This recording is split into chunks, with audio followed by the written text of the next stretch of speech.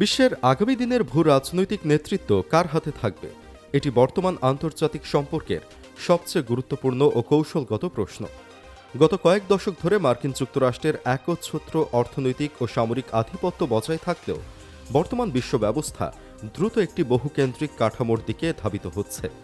অর্থনৈতিক প্রবৃদ্ধি, সামরিক আধুনিকায়ন এবং প্রযুক্তিগত শ্রেষ্ঠত্বের দিক থেকে চীনের দ্রুত উত্থান যেমন ওয়াশিংটনের জন্য বড় চ্যালেঞ্জ তৈরি করছে, ঠিক তেমনি বিশাল কর্মক্ষম জনগোষ্ঠী ও উদীয়মান অর্থনীতি নিয়ে ভারত বৈশ্বিক পরিমণ্ডলে নিজের অবস্থান শক্ত করছে। ভবিষ্যতে কি কোনো একক পরাশক্তির উত্থান ঘটবে, নাকি প্রধান আঞ্চলিক শক্তিগুলোর মধ্যে ক্ষমতার ভারসাম্য তৈরি হবে? আন্তর্জাতিক নীতি নির্ধারক ও বিশেষজ্ঞরা এখন এই বিষয়টি বিশ্লেষণ করছেন। সবচেয়ে শক্তিশালী প্রতিদ্বন্দ্বী দেশ চীন। বর্তমান বিশ্বে আমেরিকাকে চ্যালেঞ্জ করার মতো সবচেয়ে বড় অর্থনৈতিক ও সামরিক শক্তি হল চীন। গত কয়েক দশকে চীনের অর্থনৈতিক উত্থান রূপকথার মতো। বিশ্বমঞ্চে মার্কিন যুক্তরাষ্ট্রের একক আধিপত্যকে চ্যালেঞ্জ করার মতো সবচেয়ে শক্তিশালী প্রতিদ্বন্দ্বী এখন চীন। গত কয়েক দশকে দেশটির অভূতপূর্ব অর্থনৈতিক প্রবৃদ্ধি এবং প্রযুক্তিগত অগ্রগতি তাদের এই অবস্থানে নিয়ে এসেছে।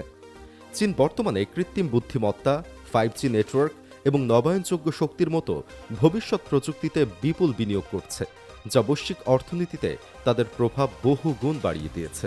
এছাড়া বেল্ট অ্যান্ড রোড ইনিশিয়েটিভ প্রকল্পের মাধ্যমে এশিয়া, আফ্রিকা ও ইউরোপের বিশাল অংশে নিজেদের অর্থনৈতিক ও অবকাঠামোগত নিয়ন্ত্রণ প্রতিষ্ঠা করেছে বেইজিং। সামরিক দিক থেকেও চীন এখন অত্যন্ত শক্তিশালী। বিশেষ করে নৌবাহিনীর আধুনিকায়নের মাধ্যমে তারা প্রশান্ত মহাসাগরীয় অঞ্চলে আমেরিকার কৌশলগত অবস্থানের ওপর বড় চাপ তৈরি করেছে। তবে এই শক্তিশালী অবস্থানের পাশাপাশি চীনের কিছু বড় অভ্যন্তরীণ চ্যালেঞ্জ রয়েছে।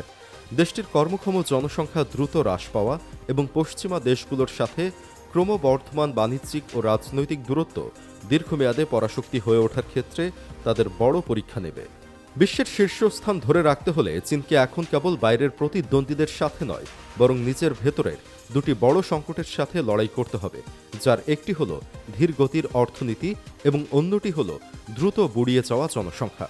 গত কয়েক দশকের আগ্রাসী প্রবৃদ্ধির পর চীনের অর্থনীতি এখন এক ধরনের স্থবিরতার মধ্য দিয়ে যাচ্ছে। পাশাপাশি এক সন্তান নীতির দীর্ঘমেয়াদী প্রভাবে দেশটিতে কর্মক্ষম মানুষের সংখ্যা আশঙ্কাজনকভাবে কমছে। বেইজিং যদি এই বিশাল বয়স্ক জনগোষ্ঠীর সামাজিক নিরাপত্তা নিশ্চিত করার পাশাপাশি কৃত্রিম বুদ্ধিমত্তা ও অটোমেশনের মাধ্যমে তাদের উৎপাদনশীলতা ধরে রাখতে না পারে, তবে বৈশ্বিক পরাশক্তি হওয়ার দৌড়ে তারা পিছিয়ে পড়বে। সহজ কথায়, ওয়াশিংটনকে টেক্কা দেওয়ার আগে বেইজিংকে প্রমাণ করতে হবে যে তারা ঘরের ভেতরের এই অর্থনৈতিক ও জনমিতিক দেওয়াল দক্ষতার সাথে পার করতে পারছে, কারণ এই অভ্যন্তরীণ সংকট জয় করার ওপরই নির্ভর করছে বিশ্বমঞ্চে তাদের দীর্ঘমেয়াদী খবরদারি। উদীয়মান পরাশক্তির দেশ ভারত। একবিংশ শতাব্দীর ভূ রাজনীতিতে অন্যতম প্রধান উদীয়মান পরাশক্তি হিসেবে ভারতের অবস্থান ক্রমশ শক্তিশালী হচ্ছে। দেশটির সবচেয়ে বড় কৌশলগত সুবিধা হল এর বিশাল এবং তরুণ কর্মক্ষম জনগোষ্ঠী, যা বৈশ্বিক অর্থনীতিতে ভারতকে একটি দীর্ঘমেয়াদী উৎপাদন ও সেবামূলক হাবে পরিণত করেছে। বিশেষ করে তথ্য প্রযুক্তি, মহাকাশ গবেষণা এবং ডিজিটাল অবকাঠামো খাতে ভারতের দ্রুত অগ্রগতি বিশ্বমঞ্চে তাদের প্রযুক্তিগত সক্ষমতার জানান দিচ্ছে। একবিংশ শতাব্দীর ভূ রাজনীতিতে ভারত কোনো নির্দিষ্ট পরাশক্তির বৃত্তে বন্দী না থেকে নিজস্ব একটি স্বাধীন অক্ষ তৈরি করেছে। দিল্লির এই বহুমুখী পররাষ্ট্রনীতি মূলত স্বার্থভিত্তিক কূটনীতি।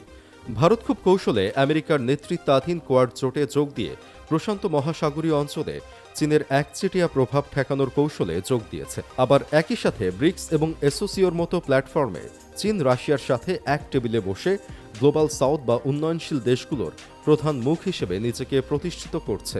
পশ্চিমা বিশ্বের সাথে সুসম্পর্ক রেখে প্রযুক্তি এবং পুঁজি আনা আর রাশিয়ার কাছ থেকে সস্তায় জ্বালানি ও সামরিক সরঞ্জাম নিশ্চিত করা, এই দুই বিপরীতমুখী স্রোতকে একসাথে ধরে রাখাই দিল্লির সবচেয়ে বড় কূটনৈতিক সাফল্য। তবে আন্তর্জাতিক মঞ্চে এই সুবিধাজনক অবস্থানের বিপরীতে ভারতের আসল পরীক্ষা দিতে হচ্ছে দেশের ভেতরে। পরাশক্তি হওয়ার প্রথম শর্তই হল শক্তিশালী অভ্যন্তরীণ অর্থনীতি, যেখানে ভারতের প্রধান দুর্বলতা হল নিম্ন মাথাপিছু আয় এবং তীব্র অর্থনৈতিক বৈষম্য। বিশাল জনসংখ্যার এই দেশে জিডিপি বড় হলেও সাধারণ মানুষের জীবনযাত্রার মান এখনও উন্নত দেশগুলোর চেয়ে অনেক পিছিয়ে। এছাড়া প্রতি বছর কোটি কোটি কর্মক্ষম যুবকের জন্য মানসম্মত কর্মসংস্থান তৈরি করতে না পারলে এই জনসংখ্যার সুবিধা উল্টো বোঝা হয়ে দাঁড়াতে পারে। তাই বিশ্ব রাজনীতির বড় খেলোয়াড় হওয়ার আগে ভারতকে তার দুর্বল উৎপাদন খাত চাঙা করতে হবে এবং অভ্যন্তরীণ অবকাঠামোর আমূল পরিবর্তন ঘটাতে হবে। দিল্লির আসল চ্যালেঞ্জ এখন বিশ্বমঞ্চে নয়, বরং দেশের ভেতরের এই অর্থনৈতিক সীমাবদ্ধতাগুলো জয় করার মধ্যে। অর্থনৈতিক দানব, সামরিক বামন ইউরোপীয় ইউনিয়ন। ইউরোপীয় ইউনিয়নকে মূলত একটি নরম পরাশক্তি বলা চলে, যা কোনো একক রাষ্ট্র না হয়েও ২৭টি দেশের সম্মিলিত অর্থনৈতিক শক্তির জোরে বিশ্বমঞ্চে এক বিশাল প্রভাব খাটায়। একক মুদ্রা ইউরো এবং বিশ্বের অন্যতম বৃহত্তম মুক্ত বাণিজ্য অঞ্চল হিসেবে তাদের তৈরি করা বাণিজ্যিক নীতি, মানবাধিকারের মানদণ্ড এবং কড়া আইনি নিয়মকানুন বিশ্বের যে কোনো বহুজাতিক কোম্পানি মেনে চলতে বাধ্য হয়, যা ভূ রাজনীতিতে ব্রাসেলস ইফেক্ট নামে পরিচিত। তবে এই বিশাল অর্থনৈতিক ও আদর্শিক শক্তি থাকা সত্ত্বেও ইইউ পূর্ণাঙ্গ পরাশক্তি হয়ে উঠতে পারছে না, মূলত তাদের অভ্যন্তরীণ রাজনৈতিক পরিকাঠামোর কারণে। কারণ গুরুত্বপূর্ণ ভূ রাজনৈতিক বা সামরিক সিদ্ধান্ত নিতে গেলে ২৭টি দেশেরই একমত হতে হয়, যা সদস্য দেশগুলোর নিজস্ব স্বার্থের দ্বন্দ্বে প্রায় থমকে যায়। তাছাড়া একটি সুসংগঠিত একক সামরিক বাহিনীর অভাব এবং প্রতিরক্ষার জন্য এখনও মার্কিন নেতৃত্বাধীন ন্যাটোর ওপর অতিরিক্ত নির্ভরশীলতা ইউরোপকে আমেরিকার মতো একক ও আগ্রাসী পরাশক্তি হিসেবে আত্মপ্রকাশ করার পথে বড় বাধা হিসেবে কাজ করছে। ডলার অস্ত্রের বহুমুখী বিশ্ব ব্যবস্থার দেশ আমেরিকা। বিশ্ব রাজনীতিতে আমেরিকার আধিপত্য শেষ হয়ে যাচ্ছে এমন আলোচনা প্রতিনিয়ত চললেও ওয়াশিংটনের পরাশক্তির মুকুট হাতছাড়া হওয়া এত সহজ নয়। কারণ বিশ্ব ব্যবস্থার নিয়ন্ত্রণ এখনও মার্কিন কাঠামোর ওপরই নির্ভরশীল। অভ্যন্তরীণ রাজনৈতিক মেরুকরণ ও অর্থনৈতিক ঋণের বোঝা সত্ত্বেও আমেরিকার আসল শক্তি লুকিয়ে আছে তাদের সামরিক, আর্থিক ও প্রযুক্তিগত একচেটিয়া আধিপত্যের ওপর। মার্কিন সামরিক বাজেট এখনও বিশ্বের পরবর্তী অন্তত 10টি দেশের সম্মিলিত বাজেটের চেয়ে বেশি, যা তাদের পৃথিবীর যে কোনো প্রান্তে তাৎক্ষণিক শক্তি প্রদর্শনের জন্য অনন্য সক্ষমতা দেয়। এর পাশাপাশি বৈশ্বিক বাণিজ্যের প্রধান মাধ্যম হিসেবে পেট্রোডলার ঢাল হিসেবে কাজ করছে, যা মার্কিন অর্থনীতিকে যে কোনো বড় ধাক্কা থেকে বাঁচিয়ে রাখে। সিলিকন ভ্যালির প্রযুক্তিগত উদ্ভাবন এবং বিশ্বজুড়ে আমেরিকার সাংস্কৃতিক প্রভাব এখনও এমন এক স্তরে রয়েছে যা চীন বা ভারতের মতো উদীয়মান শক্তিগুলো দীর্ঘমেয়াদেও সহজে টপকাতে পারবে না। ফলে গদি নড়বড়ে হলেও ক্ষমতার মূল চাবিকাঠি এখনও ওয়াশিংটনের হাতেই রয়েছে। বিশ্ব রাজনীতিতে আমেরিকার সেঞ্চুরি শেষ হয়ে যাচ্ছে, এই দাবিটি যতটা না মার্কিন পতনের তার চেয়ে বেশি বৈশ্বিক ক্ষমতার ভারসাম্য পরিবর্তনের ইঙ্গিত দেয়। কৌশলগতভাবে দেখলে আমেরিকা আসলে দেউলিয়া হয়ে যাচ্ছে না, বরং বিশ্বমঞ্চে তার একক দাপট খাটানোর সুযোগ বা একচেটিয়া নিয়ন্ত্রণ কমে আসছে।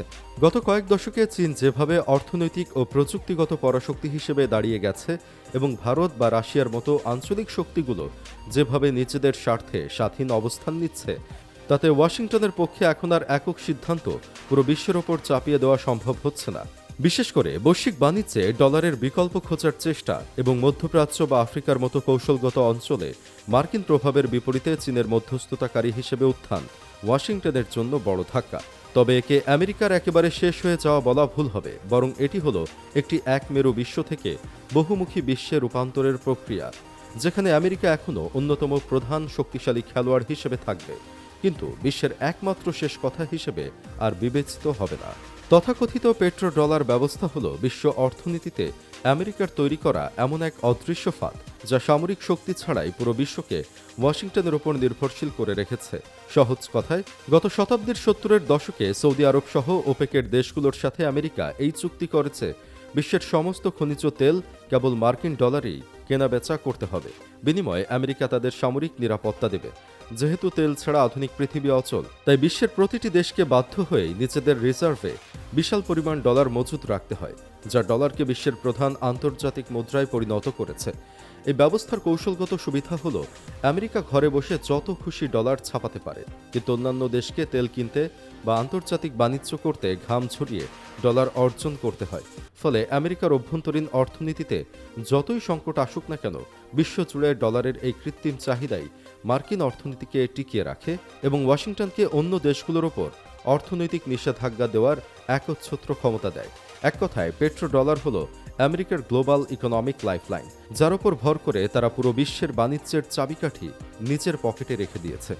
সবকিছুর সমীকরণ মেলালে দেখা যায়, ইউরোপীয় ইউনিয়ন যেখানে অর্থনৈতিক ও আদর্শিক শক্তি হলেও সামরিকভাবে পরনির্ভরশীল, এবং ভারত অভ্যন্তরীণ অর্থনৈতিক সীমাবদ্ধতা সামলে কেবল উদীয়মান শক্তিরূপে নিজেকে জানান দিচ্ছে, সেখানে আসল লড়াইটা মূলত দুই মেরুর। অভ্যন্তরীণ জনমিতিক ও অর্থনৈতিক সংকট সত্ত্বেও চিন্তার ভবিষ্যৎ প্রযুক্তি ও বিশ্বব্যাপী অবকাঠামোগত চালের কারণে আমেরিকার প্রধান প্রতিদ্বন্দ্বী, তবে সামরিক খাতের একচেটিয়া বাজেট, সিলিকন ভ্যালির প্রযুক্তিগত শ্রেষ্ঠত্ব এবং পেট্রো ডলারের মতো বৈশ্বিক অর্থনৈতিক লাইফলাইনের কারণে ক্ষমতার মূল চাবিকাঠি এখনও ওয়াশিংটনের পকেটেই রয়েছে। গদি নড়বড়ে এবং বিশ্ব ব্যবস্থা বহুমুখী হয়ে উঠলেও সামগ্রিক সক্ষমতার বিচারে মার্কিন যুক্তরাষ্ট্রই এখনও বিশ্বের একমাত্র শীর্ষ সুপার পাওয়ারফুল দেশ হিসেবে নিজের আধিপত্য টিকিয়ে রেখেছে।